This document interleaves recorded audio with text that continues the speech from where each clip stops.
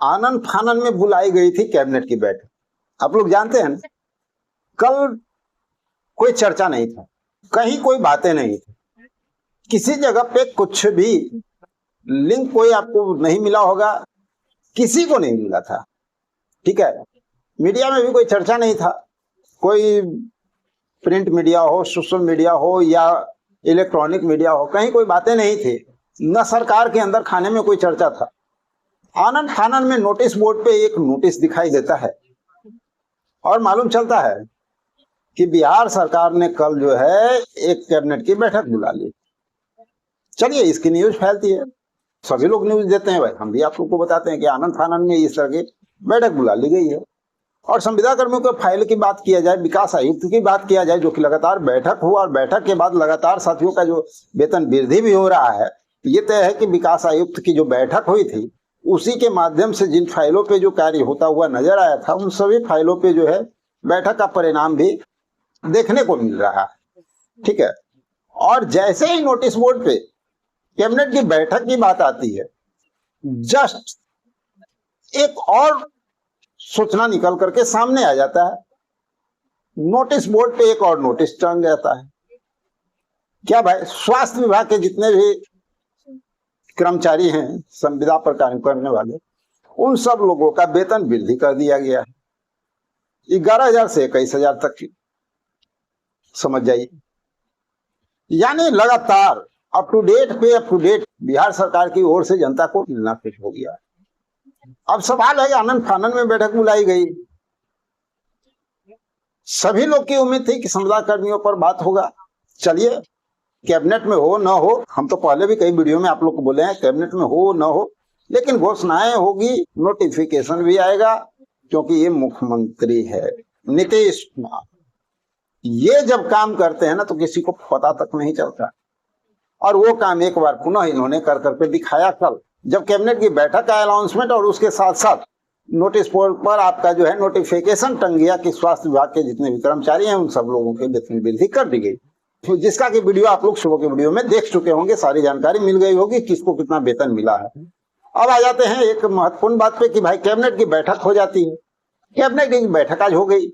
अब कैबिनेट की बैठक हो गई तो इसमें क्या हुआ, एक एजेंडा पे मुहर लगा, ओनली फॉर वन, एक एजेंडा। आप समझ रहे हैं, एक एजेंडा, एक एजेंडे के लिए बैठक, एक प्रस्ताव के लिए आनंद फानन में बैठक।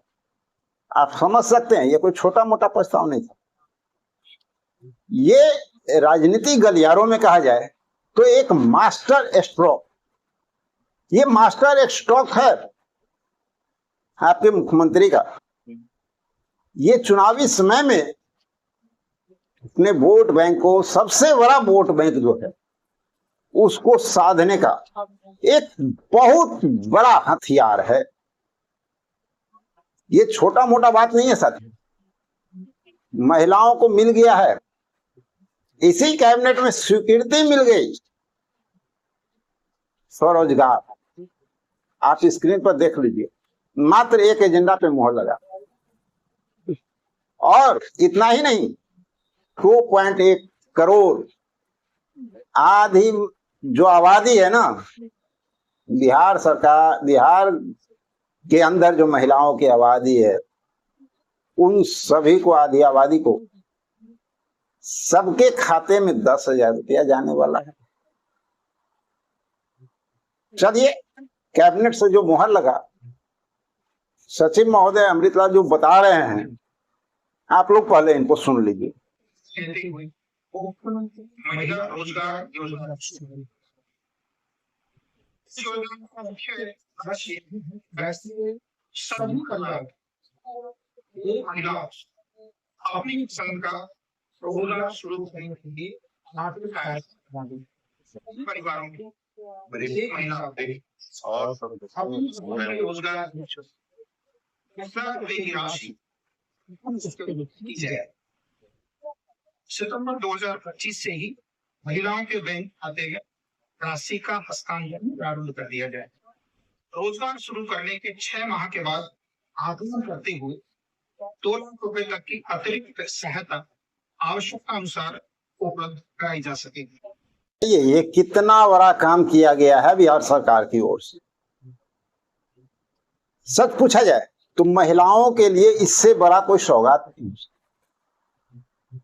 हर परिवार, परिवार का मतलब कौन होता है? पति पत्नी और बच्चे। ये नहीं एक पिता के 4 बच्चे हैं, चारों का शादी हो चुका है, तो एक को नहीं 4 का शादी हो चुका है ना, तो वो 4 परिवार हो गए, एक 5 परिवार हो, एक माता पिता अलग। तो परिवार, एक परिवार यानी एक परिवार के एक महिला को, हर परिवार के एक महिला को इसका फायदा मिलेगा, चाहे आप वो गरीब हो अमीर हो, इससे कोई मतलब नहीं। जो भी इस फॉर्म को फिलअप करेगा उनको ये सुविधा मिलेगी। पहला महीना सितंबर महीने में ही उनके खाते में 10,000 रुपया डाला, फिर उसके बाद उनके रोजगार को देखते हुए, रोजगार को बढ़ाने के लिए आर्थिक सहायता के तौर पे सरकार 2 लाख रुपया उन्हें दे। तो समझ जाइए कितना बड़ा स्कीम है और इस स्कीम से कितना बड़ा बेनिफिट सरकार को होने वाला है, क्योंकि इलेक्शन सर पे है। इस समय सभी लोग वोट बैंक की राजनीति कर रहे हैं। लेकिन साथियों, ये तो बातें हो गई, अपनी जगह पे सही है। अब आ जाते हैं हमारे जो संविदा कर्मी, जो बहुत उम्मीद लगा लिए थे कल कि भाई कल जो बैठक होने वाला है उसमें बहुत सारे संविदा कर्मियों के लिए जो है घोषणाएं होगी, लेकिन आपको चकमा देते हुए सरकार ने कैबिनेट से पहले ही डायरेक्ट आपको नोटिफिकेशन ही जारी कर दिया कि स्वास्थ्य विभाग के सभी संविदा कर्मियों वेतन वृद्धि कर दी गई। अब जो बचे हुए संविदा कर्मी हैं उनके लिए भी गुड न्यूज ही है। और विश्वास कीजिए, आप लोग जो मेहनत कर रहे हैं, जमीन पे जो काम कर रहे हैं, उसका फल भी आप लोग को बहुत जल्द देखने को मिलेगा। अब कौन कौन से फाइल हैं आप लोग को पता है, लेकिन हर वीडियो में पूरा फाइल नहीं बताया जाता है। तो जो जो जानकारियां निकल करके सामने आती है, ज्यों ज्यों उन सभी फाइलों पे बात होता हुआ नजर आ रहा है। लैब टेक्नीशियन की बात बहुत लंबे समय से की जा रही थी, क्योंकि उनकी जानकारी पुख्ता थी, और कल के डेट में आप देखिए लैब टेक्नीशियन भी उसमें शामिल है। तो अब जो बचे हुए हमारे संविदा कर्मी हैं, वो कौन कौन से हैं, किनका काम हो सकता है, इस आदर्श आचार संहिता लगने के पहले किन फाइलों पे कभी भी घोषणा, नोटिफिकेशन आप लोग के लिए जारी हो सकता है, जरा जान लेते हैं उन फाइलों के बारे में। आप उस फाइल में हैं या नहीं?